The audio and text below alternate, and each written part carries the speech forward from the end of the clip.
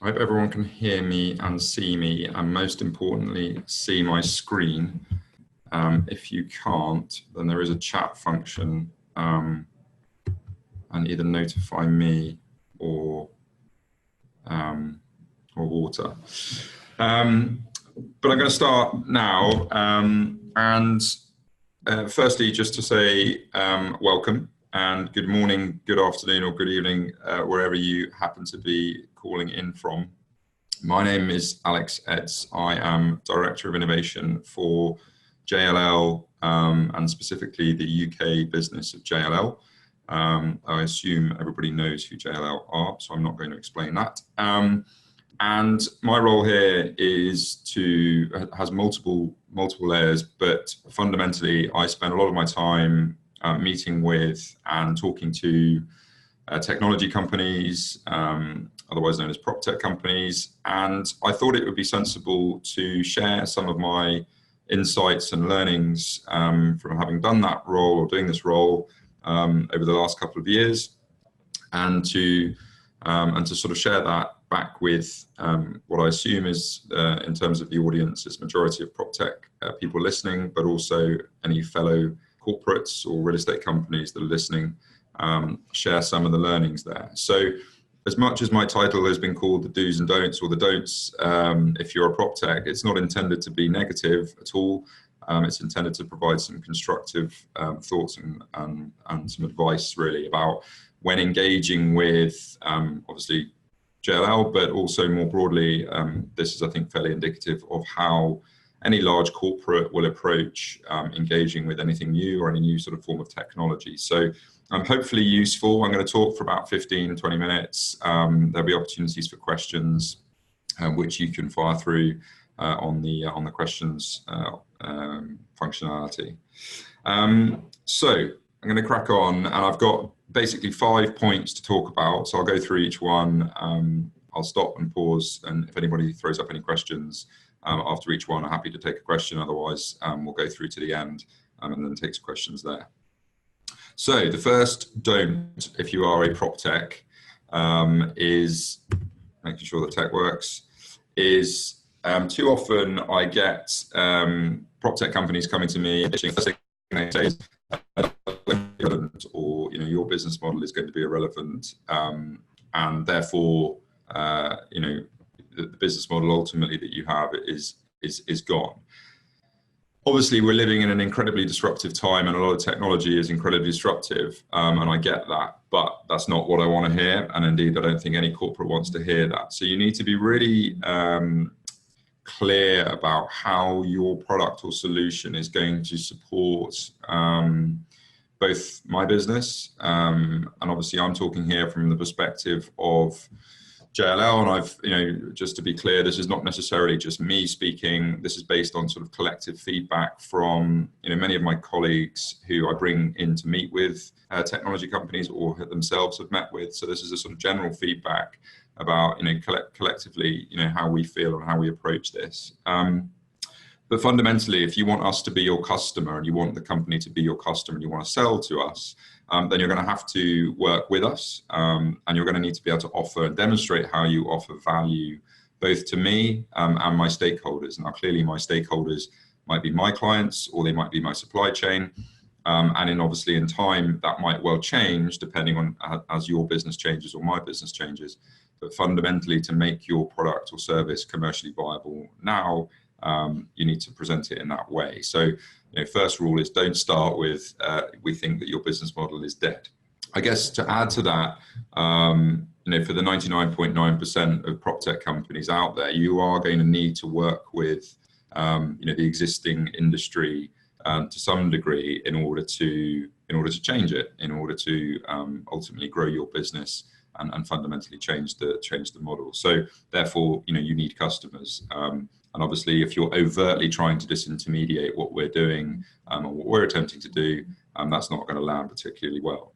I think, on the flip side of that is we recognize completely that we need to change. I think most in the industry that are engaged in the subject recognize the need to change, and we want to change, and we're happy to work with you in order to change both, I guess, the way we work and also the way that we provide advice or services to clients. But I think just in terms of your approach with that, it's about being sensitive to who your customer are, or who your customer is, and how you're going to scale your product into the marketplace. And like I said, unless you're backed by SoftBank, it's very unlikely that you're going to be able to hit the market on the head with a hammer. You're going to need to work with the industry. So first rule is don't tell me my business model is dead, and look to work with us rather than against us.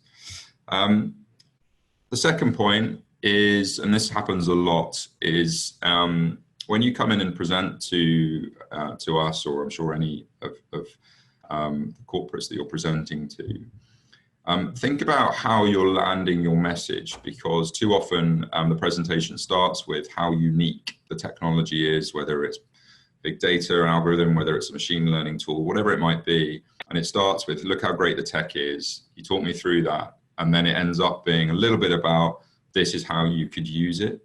You need to flip that around completely. And I want to hear how you've thought about how this technology, or whatever it might be, can support fundamentally what I'm trying to do, or indeed what my clients are trying to do. And so, it's pretty standard, I guess, advice, but very much think about the problem that you're trying to solve, rather than the technology that you have that you think is a differentiator, or you think in some ways unique. It might well be, but unless we can apply that to a real commercial challenge or problem, or indeed opportunity, it's very difficult to commercialize it. So start with the problem that you're trying to solve. Obviously, is there even a problem there? That's worth testing. If you think it adds value, then explain to me why you think it adds value, and take me through that journey or that scenario as to how you think that can help me. If it, clearly, if it doesn't do that, I'm not going to buy it. But if it does do it, it makes it much easier to buy it. So second point is, don't just talk about the tech, and be very clear about what the problem is you're trying to solve. The third one, which I guess links to that, is very much about making sure you understand your customer. And again, this is not necessarily rocket science, and probably applies to any supplier or client relationship. But again, sort of linked to the point above, too often I get pitches which are, if you like, a great platform, or it looks like a great platform, but it's not really sure where it fits within the real estate cycle. It's not really sure where it adds value in that chain. So if you're coming in to present, you need to be really clear on, what is the role of JLL, if it's JLL, but if it's anyone else, what is the role that they play in that cycle or in that value chain, and how are you helping to support that?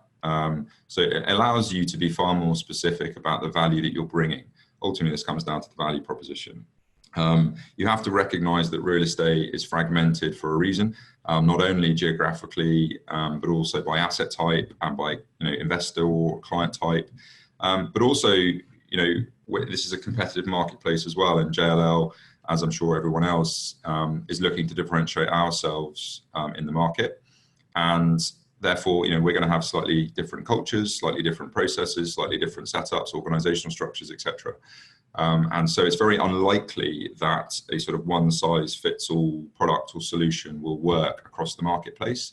And so, if we're going to engage with you and work with you to build something, it very much needs to fit the culture and the business and the model that we have here as well. So, so third point is about making sure you do your homework on your client, and obviously making sure you understand exactly how your product suits that value chain. I guess the flip side to that coin is, my number 4 point is, don't expect me to give you free advice. This is a slightly tricky one, because obviously if you want to do homework on us and you want to ensure that your product is fit for purpose, you clearly need to ask us questions, and that's absolutely fine, and we welcome that. And obviously my job specifically is to support you and bring technology into the business and understand and help my business understand how we can use it and leverage it. So there is an element of upskilling, and both of us, I guess, being on both sides of the table, learning from each other. But you have to recognize that if we're going to spend time to do that and to help upskill you, and then therefore, I guess, add value to your product, there needs to be something in it for us. And so, however that might take form, that and that's not necessarily for the purpose of today, but clearly, JLL, for example, we've got a VC arm. which through which we look to grow those solutions. But we also enter into partnerships, whether they be exclusive or non-exclusive. So there are different ways that this can manifest, but I think fundamentally you need to be open to exploring any and all opportunities if you want to ultimately use us in order to understand better our business or get closer to our clients and therefore your clients. So my learnings are too often the conversations are very much one-sided. It's here's the product, here's the solution, and you need to buy it. Whereas as I said, we need to be able to enter into a more collaborative engagement environment, and indeed we're happy to do that, particularly when it comes to data and sharing information. Obviously, getting hold of information is quite critical to scale businesses. So if you're looking for agreements around sharing information, then again, just be mindful and come to the table with some commercial models that could work to enable that partnership. So number 4 point is don't expect me to give free advice, and look to bring alternative models of partnerships or arrangements to the table, and be willing to discuss those. And then my 5th and final point, which is, I guess, indicative perhaps of all industries, but I think real estate probably more so than anything else, is prepare for the long game. And I think in a couple of ways really. One is obviously this is a slow-moving asset class, which is moving, and I think it's moving quicker gradually. But also and I get the frustration on your side of the table when you've got a solution and you think it fits and it's been well received, and even if I think it fits, I have a day job, everyone else here has a day job.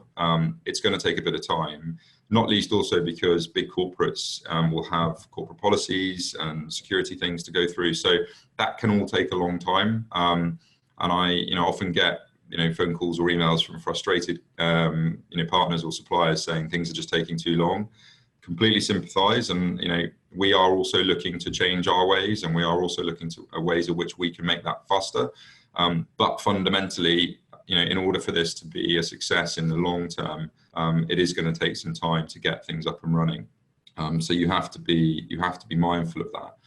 I mean, on that point, a couple of things which work well in order to prove things and get things moving quickly is if you can come to the table with some form of sandbox environment where we can effectively build a proof of concept, or you can build a proof of concept for us or with us, which doesn't have to integrate or touch any of our main systems. That's something that we're also looking at doing, but I think that would definitely be an advantage if you could bring that to the table. Secondly, if you can offer free trials or some free way or very low cost way of us testing and working with your product. Again, I've had pitches and presentations where we have to pay up front before we've even really understood the product, and that's just a very, very hard sell internally. So be willing to offer some form of incentive, whether you buy that back towards the end of the contract maybe, or monetize it in a different way. But again, it just makes it far easier for us to push that through. And I guess ultimately with that point is about working with us and working with me if I'm your point of contact, or whoever that might be, is working with us, because if you work with us, we'll work for you and we'll work with you. But if you work against us or you try to challenge us, it makes it a bit more difficult.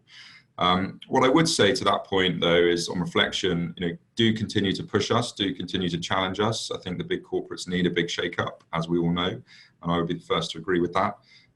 So we are looking to be challenged, and we do want to be challenged. So don't necessarily take that comment as you need to play along with us and you need to go at our speed. You just need to be mindful of how long sometimes these things take, and they're not going to go as fast as you like.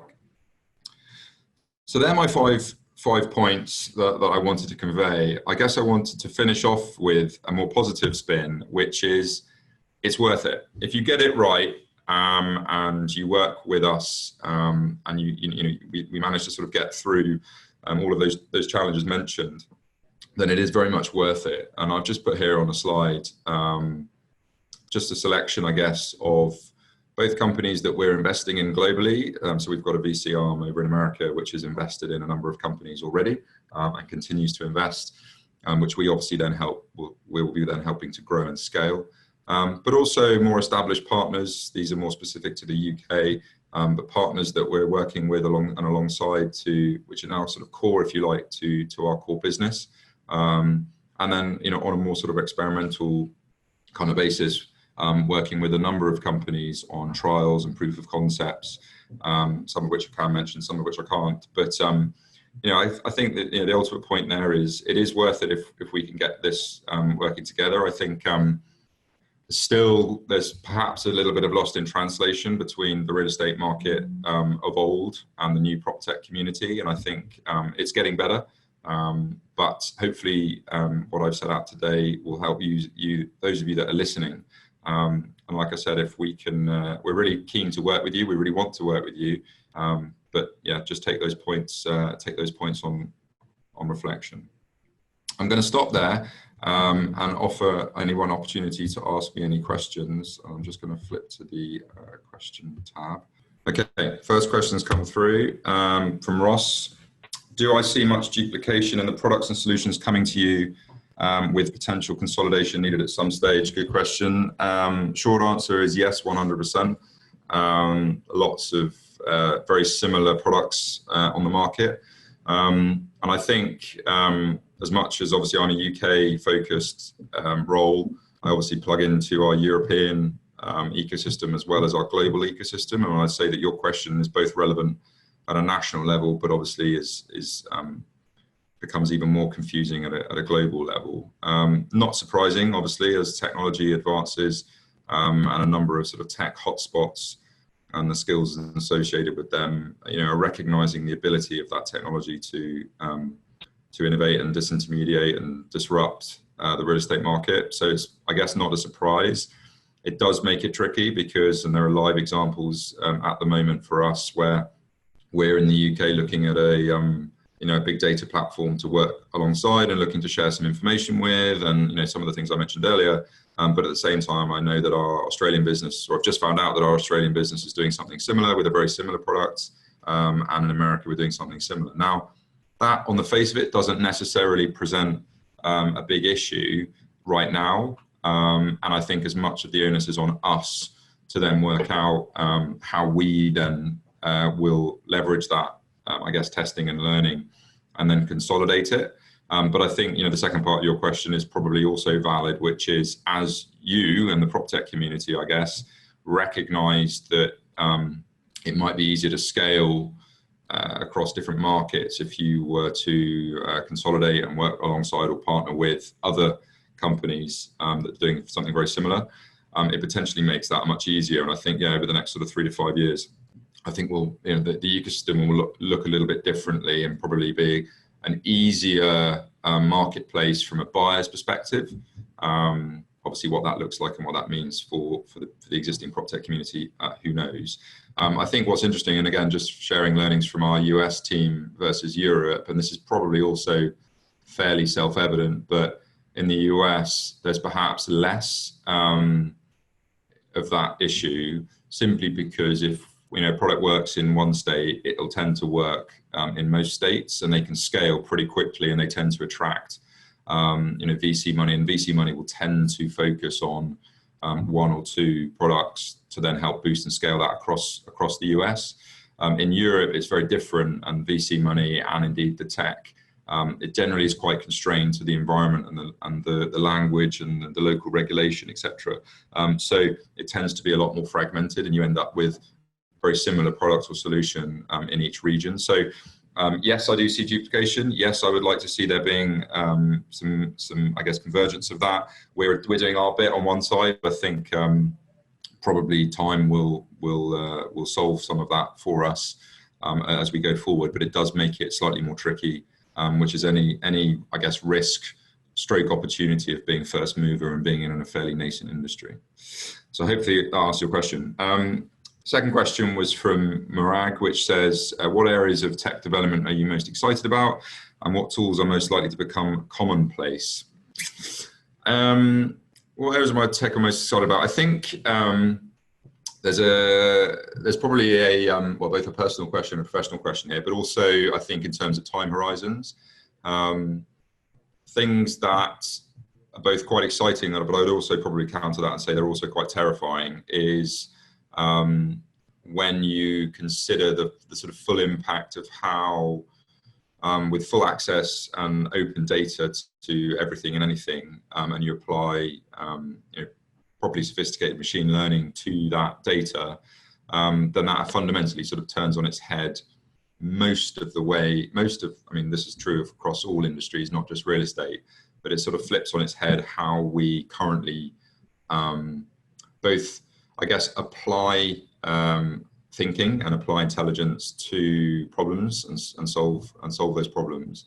But obviously in the context of real estate, and particularly around things like value and transactions, I think for me that's an area which is, I guess you could say, exciting. It's also quite scary because, and I think as well, this is where our industry, and indeed I think this is also true across industries, the big data play is something which will cut across industries. And I think it's very difficult to crystal ball gaze how these things are going to manifest over the long period of time, because I think there'll be so many codependencies with other industries as they obviously start to release data and start to use data in different ways, that things that we won't even think about, within the sort of constraints of how we apply data, or the data that we even think is important. So for me, that's the area that's most, I guess, exciting. I guess I'm excited by it. I'm also slightly terrified by it. And it's a very difficult thing to get your head around.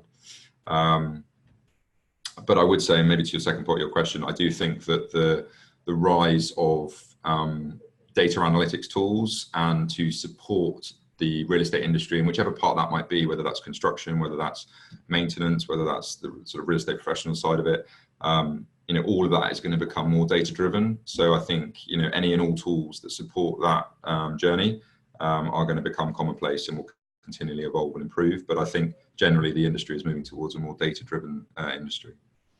Hopefully that answers your question. Patrick, do I find partnerships better with tech companies or with industry experts? I think I know what you mean by this question.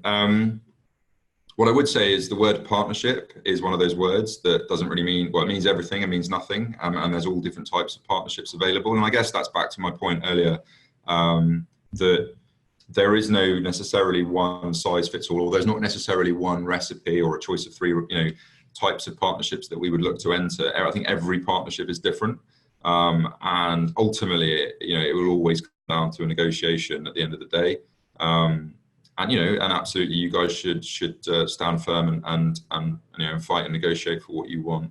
But I found that it's been, just from a live example, it's quite challenging. And I think this is perhaps, again, just shows the immaturity perhaps of the industry in entering into partnerships which involve both sharing of data and intelligence, and then sharing the upside of that, whatever that upside might be. Constructing some form of agreement around that has proven to be quite challenging. Even when all parties are agreed and want to do it, actually getting it down on paper and sort of sketching out and then signing up to ultimately what the terms of that would be has been quite challenging, or is quite challenging. And I think that's probably in part why some big corporates tend to prefer to do everything in-house, because it's easier. And I think, we'd all probably agree, myself included, that we're all moving to a more agile environment where we need to work with networks of partners. If we're going to do that, we need to get that relationship working better, and for there to be a more readily acceptable way of working in partnerships. I don't necessarily have the answer, but I think generally the industry is going to have to get better at articulating what that is, and being open about the shared benefits of doing that. So I haven't necessarily directly answered your question, but I've given you a type of answer. Philip asked, are you currently working with any marketplace solutions? Are you open to the idea? By marketplace, one assumes you're talking about a online platform where buyers and sellers can meet and transact property, or some form of security around that property. The short answer is yes, we are. But, and there is a but, I wouldn't necessarily say that any of those things are mature.